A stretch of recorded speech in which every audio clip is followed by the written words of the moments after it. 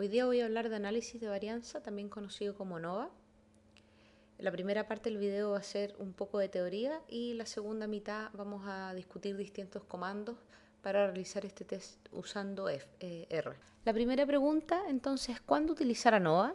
La respuesta simple es cuando nuestra variable explicadora, en este caso sería X, es una variable que es categórica, en la cual esta variable tiene más de dos niveles.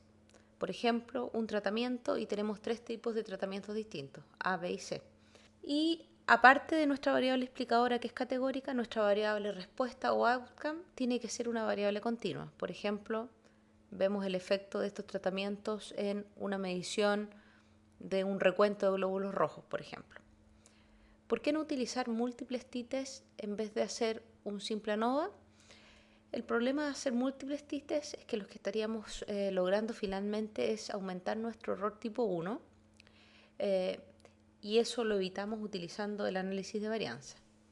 Cuando revisamos distintos libros estadísticos, ANOVA puede ser catalogado ya sea como un ente independiente o puede ser catalogado como un cierto modelo lineal y actualmente uno lo clasifica dentro de los modelos lineales generalizados o GLM.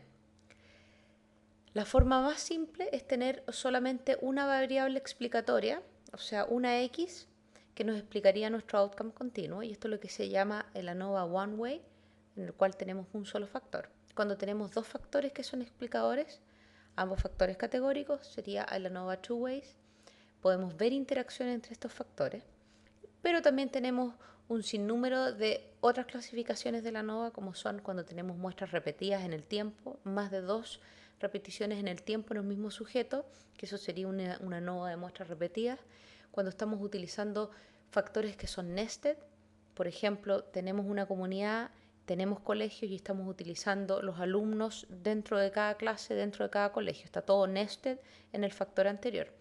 Podemos tener modelos mixtos donde tenemos muestras repetidas y también tenemos distintos factores, aparte de las muestras repetidas del mismo sujeto, etc. ¿Cuáles son los supuestos de este test? Primero, que todas las mediciones fueron hechas en forma random, que todas son independientes entre sí, que todas siguen una distribución normal, si bien este test es bastante robusto cuando el supuesto de normalidad no se cumple, y que todas las varianzas son homogéneas. ¿Cuáles son las hipótesis? Nuestra hipótesis nula es que todas las medias de los distintos grupos son iguales versus nuestra hipótesis alternativa que al menos una de estas es distinta, pero este test no nos va a decir cuál es la diferente, sino que solamente nos va a decir que hay una distinta entre todos los grupos analizados. En este ejemplo tenemos nuestro factor que es categórico y que tiene tres niveles. Un nivel que recibió el tratamiento A, que estaría representado acá por este grupo, esta curva de color blanco, el que recibió el tratamiento B en rojo y C en amarillo.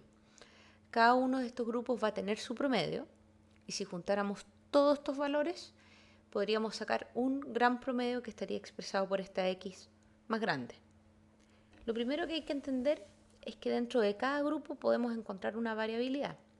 Esto está expresado en este gráfico por estas flechas discontinuas que estarían mostrando la variabilidad con respecto al promedio de ese grupo intragrupo.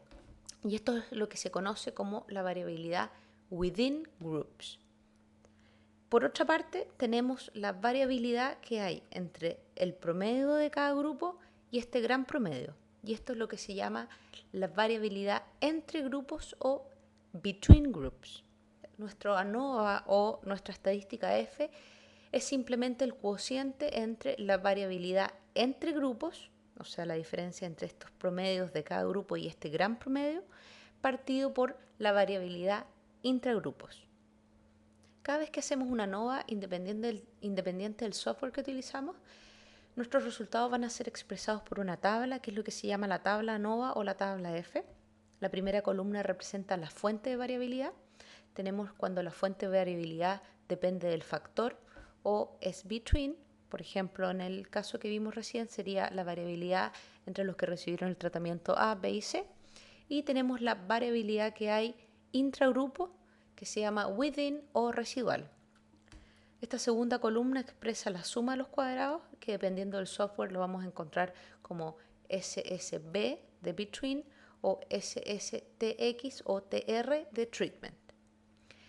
La suma de cuadrados cuando estamos hablando de residual o within va a ser SSR o SSW y también lo podemos encontrar como SSE por error. Y lo más estándar es la suma de cuadrados totales como SST. Los grados de libertad es una de las partes más importantes que hay que aprenderse. Los grados de libertad para el factor o la fuente between se llama K-1, donde K representa el número de niveles del factor. En este caso teníamos A, B y C, por lo tanto K era igual a 3. Entonces los grados de libertad para el factor between sería 3 menos 1 sería igual a 2. Los grados de libertad para la variabilidad residual o within es n menos k, donde n representa el número total de individuos que están siendo estudiados. Y los grados de libertad totales serían igual a n menos 1. Esta columna representa el mean square, que no es nada más que la suma de los cuadrados divididos por sus respectivos grados de libertad, y se expresa como MSB para between y MSW para within. Y finalmente tenemos el valor de la estadística F, que es el cociente entre el mean squared between partido por el mean squared within.